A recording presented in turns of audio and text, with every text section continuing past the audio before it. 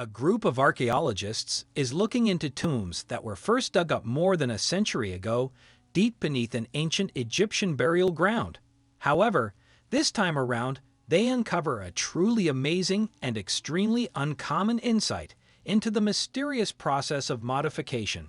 Yes, the discovery promises fresh insights into the strategy behind this enigmatic and long-forgotten rite. In Egypt, archaeologists made a shocking discovery that may reveal the secrets of modification.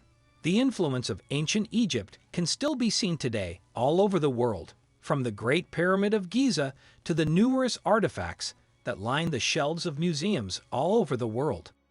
However much we already know about this great North African civilization, there is always more to learn. There is, after all, much about ancient Egyptian culture and traditions that, for now at least, remains lost to time. The story of one of the world's oldest and grandest cultures began way back in the 31st century BCE with the unification of the two kingdoms of Upper and Lower Egypt. The king responsible, Narmer, also known as Meanies, is today regarded as having been the first pharaoh, although the Egyptians themselves would come to use this term until almost 2,000 years later. Nonetheless, the template created by Narmer, a template now known as the early dynastic period, would endure for about 3,000 years. During those early days, the ancient Egyptians also founded Memphis, the first capital of their great kingdom. Indeed, for millennia, the city remained the most important in the region. And even though Memphis eventually lost its status after the founding of Alexandria in the 4th century BCE, its ruins continue to fascinate archaeologists to this day. So to do this bygone cultures, practices, and of all the many arcane rites of ancient Egypt, among the most fascinating is that of modification. Now, it's often observed that the process was carried out to preserve human remains in preparation for the afterlife. However, the full story is more complex and nuanced than that. According to experts, the practice of modification may date as far back as the earliest Egyptian dynasties. It has its roots in the ancient belief that the human soul could be broken down into 3 parts, and it was feared that without the body to act as a vessel for these different elements, they could become scattered and lost. Because of this belief, the ancient Egyptians were terrified of any harm coming to their physical bodies after death, so those with the means often took steps to safeguard their corpses.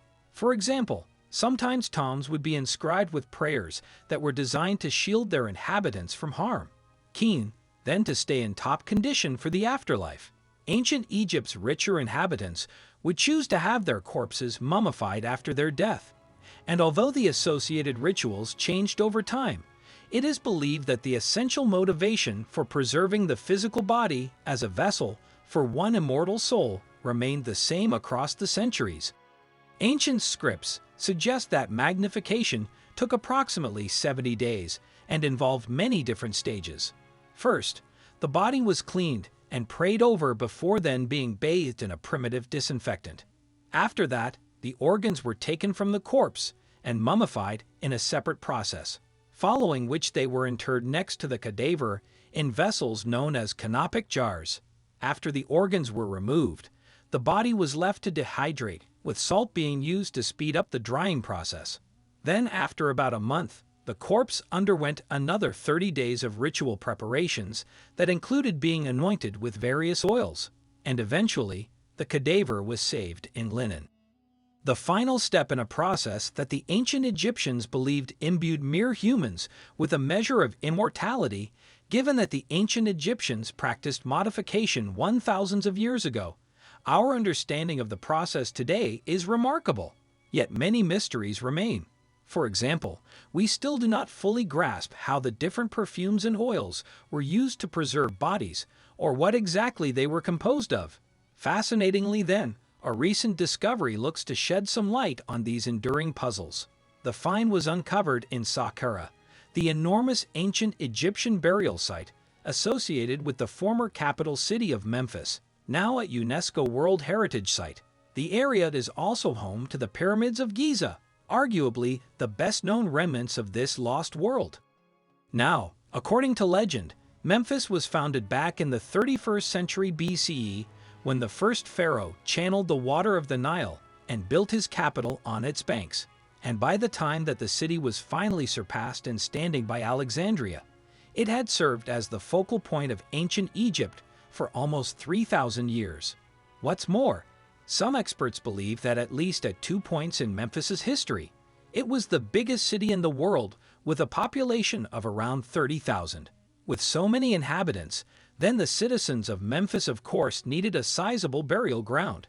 And during the early dynastic period, the first of the city's nobles were interred at Saqqara. Later, kings began building tombs and pyramids in the necropolis, and today the site covers more than 62 square miles. Perhaps unsurprisingly, then, the rich history of Saqqara has caught the attention of archaeologists over the years, and in the 19th century, the first excavations took place at a site close to the Pyramid of Gunas, a 5th dynasty pharaoh, who ruled ancient Egypt during the middle of the 24th century BCE. After that initial excavation, the site of its Acara was left undisturbed for more than 100 years. But then in 2016, a joint team of German and Egyptian archaeologists decided to take another look, and intriguingly, the researchers hope to use the latest technological advances to reveal new insights about the location. Subsequently, in July 2018, a group of officials and journalists gathered at Saqqara to hear the results of the fresh probe. And according to the Saqqara Street Tombs Project's director, Dr. Ramadan Badri Hussain, there had been some exciting discoveries. "We are standing before a goldmine of information," he told the audience. That buried beneath the ancient necropolis was an astonishing discovery. The archaeologists had uncovered a kind of proto-funeral parlor where modification wants to take place. According to experts, the ancient workshop is the first such location ever found, and it is thought to date from this Persian period between 664 and 404 BCE. During this time, the Egyptian Say dynasty followed by the Persian Achaemenid Empire ruled over the region.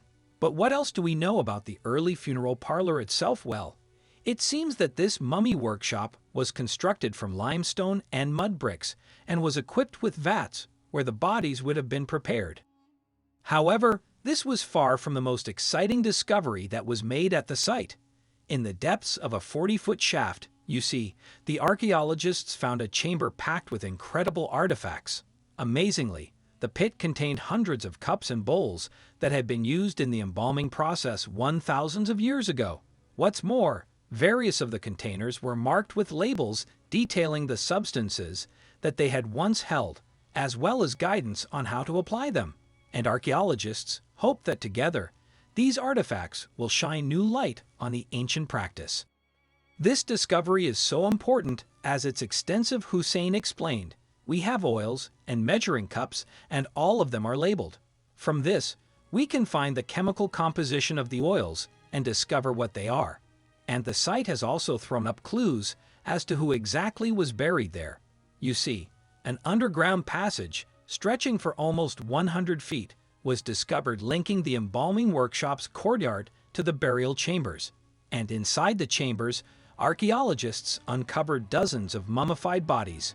In addition, the researchers found several sarcophagi, one of which appeared to be the final resting place of a woman named Tadhor. Interestingly, the team found many afterlife-related statuettes, known as shabti, surrounding Tadhor's sarcophagus, forged from a type of glazed pottery called finance. These figurines were typically arranged in the tombs of the ancient Egyptians. Those ancients believed that the shabti would follow them into the afterlife, where they would then take care of chores. Elsewhere, archaeologists discovered a wooden coffin that was decorated with elaborate plaster and paint, and inside the team found the mummified remains of an individual. From looking at the coffin markings, experts deduced that the remains were those of a priest who had once worshipped the Egyptian mother goddess Mut and her serpentine alter ego. However, it was the object covering the mummy's face that was the most intriguing. Amazingly, the mummified priest's body was found to be wearing a mask that had been forged from gilded silver with inlaid accents of obsidian, calcite, and precious onyx. Now, according to experts, such a discovery is incredibly rare, and it is believed that the artifact represented a crucial stage in the journey of the deceased. Gilded silver masks had a deep religious meaning. Hussein told Archaeology magazine that Egyptian religious texts indicate that the bones of the gods are made of silver and their flesh is made of gold. A mummy mask of silver and gold is a step toward the transformation of the deceased into a god. However, it doesn't appear to have been just priests and nobles who were laid to rest at this site. There are clear socio-economic differences between the mummies in the shaft. Hussein explained to the audience assembled at Saqqara. We see that modification happened above ground, while some of those buried down there were either buried in private or shared chambers. For Hussein and his team, the discovery represents an incredible opportunity to learn more about ancient Egypt. In particular, it offers fresh insights into the complex ways in which this civilization regarded death. And the archaeologists' success has also served as an effective showcase of the benefits of revisiting old sites when armed with new technology. Each Egypt needs a second round of excavation, focusing on the old sites explored in the 19th century. Hussein is enthused. We can use new examination documentation techniques, and it will be fruitful every time we find new things that were left behind. Meanwhile, experts plan to continue exploring Saqqara. According to Egypt's Supreme Council of Antiquities head Dr. Mustafa Hurri, the site could yet yield many more exciting discoveries. He interrupted the press conference in secret to offer his personal views on the excavations. This is just the beginning, he told the crowd. Thanks for watching. Don't forget to like, comment, and share.